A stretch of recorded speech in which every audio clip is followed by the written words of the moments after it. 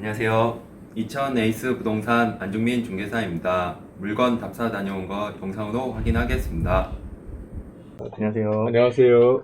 양성호 과장입니다. 네, 안중민 중개사입니다. 임대차 계약 시 체크해야 할 것이 뭐가 있을까요? 첫 번째 체크해야 될 게 임대인을 확인해야 되니까요. 우선 등기사항 증명서를 보면은 표제부, 갑구, 을구가 있어요. 표제부에는 그 건물의 위치와 면적, 외형적인 구조물들이 나와 있고요. 갑구에는 소유권에 관한 사항이 나와 있고, 을구에는 소유권 외의 사항이 나와 있어요. 그러니까 소유권을 확인하려면 갑구를 확인하시면 돼요. 네. 갑구의 권리자 및 기타 사항의 소유자에 보시면은 지금 지어놨는데요. 그 옆에 소유자하고 주민등록번호 앞에 6자리랑 뒤에 한 자리가 나와요. 그러니까 그거를 확인하고 신분증을 확인하고 임대인을 확인하고 계약서 작성을 하시면 되고요. 그 다음에 을구에는 그러니까 뭐 제한 물건들, 근저당이나 저당권 뭐 이런 것들 그런 게 나와 있고요.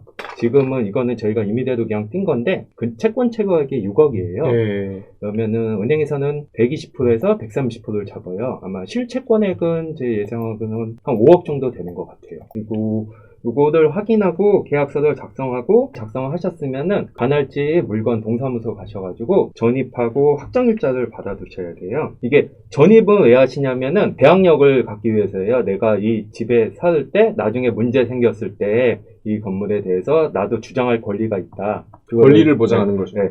그리고 확정일자는 그러니까 나중에 문제가 생기면은 혹시나 경매로 넘어갔을 때 우선순위를 받아두는 거예요. 전세권 설정이라고 비슷하게 보면 돼요. 전입하고 확정일자는 두 개는 동시에 받아두시고 확정일자 받을 때는 600원이 들어가요. 근데 만약에 전세권 설정을 하게 되면은 비용이 좀 나오게 되세요. 전세권 설정 비용은 보증금의 1000분의 2%가 발생하고 지방교육세, 등록면허세가 20%, 등기신청 수수료가 15,000원 정도가 발생돼요. 그리고 법무사한테 맡겼을 때 법무사 수임료가 좀 더 나오고요. 집합 건물은 전세권 설정을 하시면은 그 건물의 전세권 설정을 하시면은 대지권까지 다 미쳐요. 근데 지금같이 단독 건물로 돼 있어. 토지랑 건물이 따로따로 돼 있는 거는 만약에 건물에만 전세권 설정을 해 두셨으면은 나중에 혹시나 경매로 넘어갔을 때 나는 권리를 주장할 수 있는 거는 건물에 밖에 주장을 못 해요. 건물만 갖고 그러니까 있으니까. 네. 단독 건물은 토지 건물을 원칙대로는 두 개 다 전세권 설정을 하셔야 돼요.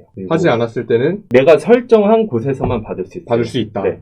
전입 신고랑 확정일자 받아주신 분은 두 개 다 토지랑 건물에 나중에 문제 생기면 다 권리를 주장할 수는 있어요. 네. 이게 장점이 있어요. 그리고 나중에 그 최우선 변제권 해가지고요. 네. 주택 임대차 보호법에 최우선 변제권이 있어요. 소외 임차인들을 보호해주기 위해서 이렇게 국가에서 법으로 이렇게 지정해 놓은 거예요. 근데 근저당 날짜가 어느 날짜에 잡혀 있냐에 따라서 그 최우선 변제가 틀려져요. 이게 날짜 보시면 담보권 설정이 1984년도에 됐으면 네. 그죠. 기타 지역은 보증금이 200만 원 이하, 최우선 변제 200만 원까지 다 돼요. 근데 요즘에는 2018년도 9월 18일부터 권리가 잡혀 있을 때 내가 계약을 했다. 2000 지역은 그 밖의 지역이에요. 네. 5천만 원 이하, 1700만 원까지 네. 보증을 받을 수 있어요. 그러니까 내 보증금이 5천만 원으로 들어갔는데 나중에 문제가 생기면은 1700만 원 최우선 변제 받아요. 그 앞에 우선 변제권 근저당이나 은행보다 내가 더 먼저 받아가기 때문에 더 안전한 거죠. 이거는 판례가 알고 싶다 시간에서 그 최우선 변제권에 대해서 얘기를 한번 했었죠. 네. 그럼 이제 다음으로 이제 전세계약서에 대해서 한번 알아볼 건데요. 네, 맨 위에 소재지에는 지번을 적게 돼 있어요. 이거는 건축물 대장상에 나와 있는 지번을 적으면 되고요. 토지의 지목은 토지 이용 계획 확인서에 대장에 나와 있는 거 보시고 적으면 되고 면적도 그